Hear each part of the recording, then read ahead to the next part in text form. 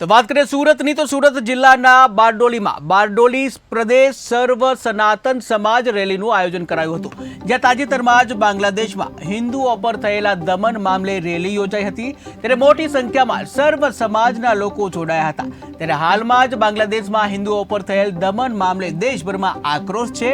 ત્યારે બારડોલી પ્રદેશ સનાતન સર્વ સમાજ દ્વારા એક રેલીનું આયોજન કરાયું હતું, જ્યાં બારડોલી પ્રદેશના સર્વ સમાજના આગેવાનો તેમજ નાગરિકો આ રેલીમાં જોડાયા હતા। ત્યારે સૌપ્રથમ બારડોલી સ્વરાજ આશ્રમ ખાતે ભેગા થયા હતા અને ત્યારબાદ સ્વાતંત્ર્ય સેનાનીઓના પુત્રી નિરંજનાબા કલાર્થીના હસ્તે ઝંડી બતાવી રેલીની શરૂઆત કરવામાં આવી હતી। ત્યારે બારડોલી પ્રદેશના 30થી વધુ સમાજના આગેવાનો, નાગરિકો તેમજ મહિલાઓ પણ આ રેલીમાં જોડાયા હતા। ત્યારે મૌન રેલી સ્વરૂપે રેલી નીકાળવામાં આવી હતી, જ્યાં સ્વરાજ આશ્રમથી જલારામ મંદિરથી સરદાર ચોક થઈ પ્રાંત કચેરી સુધી રેલી નીકાળવામાં આવી હતી। ત્યારે પ્રાંત કચેરીએ રેલીનું સમાપન કરવામાં આવ્યું, જ્યાં રાજ્યના મુખ્યમંત્રી, વડાપ્રધાન તેમજ રાષ્ટ્રપતિને સંબોધીને આવેદનપત્ર આપવામાં આવ્યું।